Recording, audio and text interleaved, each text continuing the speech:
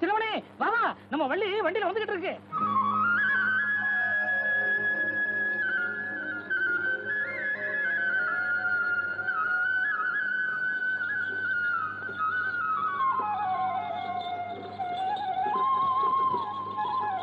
நிறுத்துப்பா, இறங்கம்மா.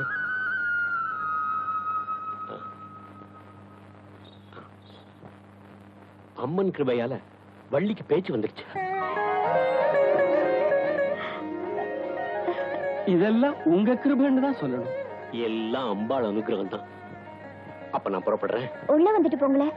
பரவாயில்ல பரவாயில்ல, எனக்கு கொஞ்சம் வேலை இருக்கு, நான் அப்புறமா வரேன். வள்ளி, உனக்கு பேச்சு வந்துடுச்சாம்மா? என்ன ஒரே ஒரு தடவை அப்பான்னு கூப்பிடுமா?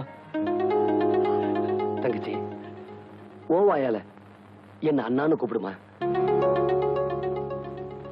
என்னம்மா பேச மாட்டேங்கிற? ஏம்பா, உங்க அண்ணன் சொன்னது காதல விழலையா? பாவா, யாருகிட்டயுமே பேச மாட்டேங்கிற? இன்னுமா புரியல? வீட்டுக்காரர் காணுமே தான் தேடிட்டு போறா.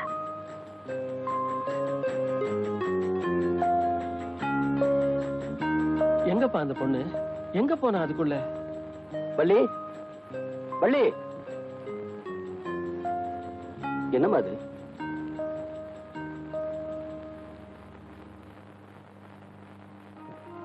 உங்ககிட்ட பேசாததுக்கு மன்னிச்சுங்க.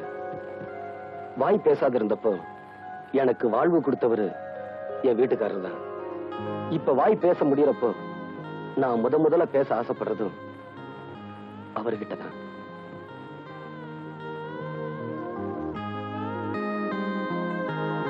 தங்கச்சி, உன் வீட்டுக்காரர் யூனியன் ஆபீஸ் போயிருக்காரு, நான் போய் அவரை கூட்டிட்டு வரேன். நில்லுங்க, நீங்க உங்க தங்கச்சியோட இங்கேயே இருங்க, நான் போய் அவரை கூட்டிட்டு வரேன். போனஸ் பிரச்சனைய குமரை எப்படி முடிச்சிருவான்ல? அட பையன் சின்னவனா இருந்தாலும் அவங்கிட்ட சாமர்த்தியம் இருக்குதுப்பா. ஆமாண்ணே, மூர்த்தி சிறுசானாலும் கீர்த்தி பெருசு இல்ல. எனக்கு என்னம்மா, வள்ளி வீட்டுக்கார பாத்தீங்களா? குமரனை தானே கேக்குறீங்க? ஆமாங்க. போனஸ் விஷயமா உங்க அப்பாவை பார்க்கத்தான் வீட்டுக்கு போயிருக்காரு. அப்படியா? ஏதாவது சொல்லணுங்களா? வேண்டாம், நானே பாத்துக்கிறேன். சரி.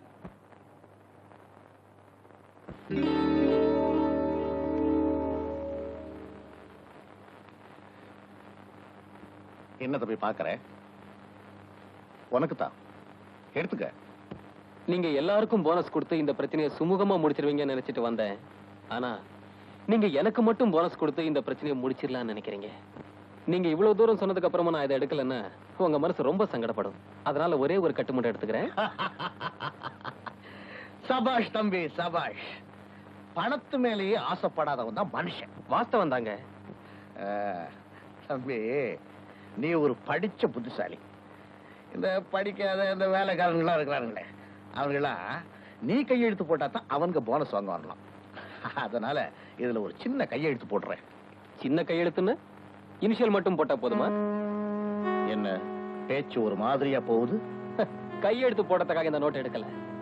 அன்னைக்கு ஏழைக்கு கூட இவ்வளவு ரத்தம் இருக்குமா எகத்தாளமா கேட்டுட்டு அடிபட்டு இருந்த குப்புசாமியை ஆஸ்பத்திரியில சேர்க்க விடாம சாகடிச்சிங்களே, அந்த குடும்பத்துக்காவது உதவட்டுமே தான் எடுத்துக்கிட்டு போறேன்.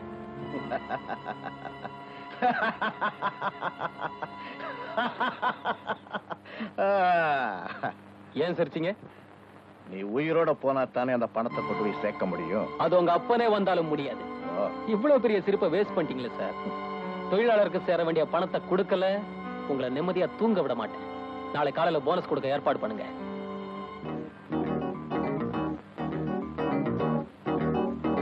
எதுக்கும் புதுக்கட்டை எடுத்துட்டு போறேன்.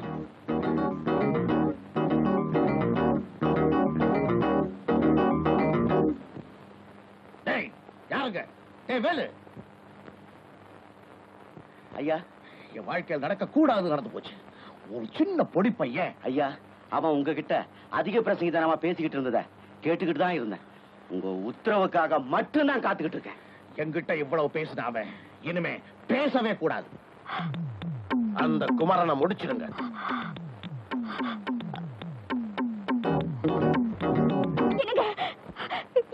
என்ன என்னாச்சு சொல்லுமா? வள்ளியோட வீட்டுக்காரர் போனஸ் விஷயமா எங்க அப்பாவை பார்க்க போயிருக்காரு. அவங்களுக்குள்ள ஏதோ தகராறு போல இருக்கு. அவர் ஆள் வச்சு அடிக்க சொல்லிட்டாங்க. இது பாருங்க, நீங்க தான் எப்படியாவது அவரை காப்பாத்தணும். நீ வள்ளியை பத்திரமா பாத்துக்க. பயப்படாதம்மா, நான் உன் வீட்டுக்காரரோட வந்துடுறேன். வேண்டாமா, அவர் எப்படியும் உன் வீட்டுக்கார காப்பாத்திடுவாரு. வள்ளி,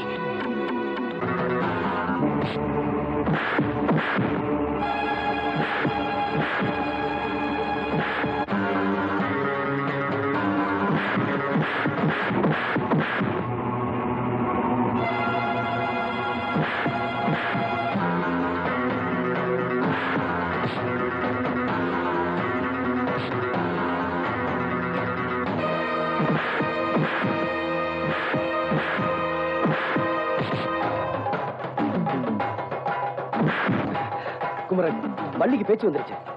ஆமா, அவன் உன்கிட்ட பேசணும்னு துடிச்சுக்கிட்டு இருக்கா. நீ வீட்டுக்கு போ, நான் இவங்கள பாத்துக்கிறேன். போ.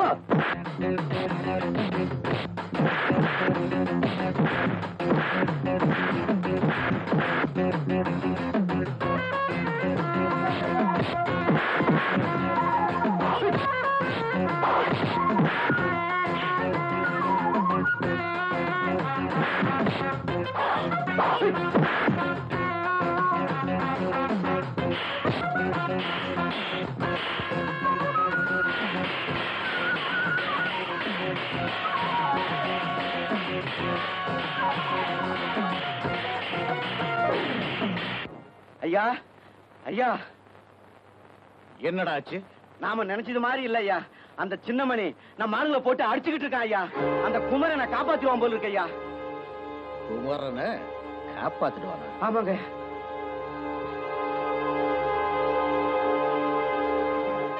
அந்த கடவுளே வந்தாலும் சரி, அவரை காப்பாற்ற முடியாதா?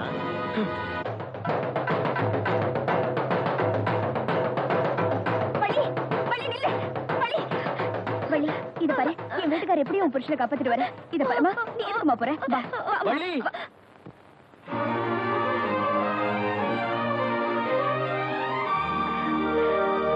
வள்ளி,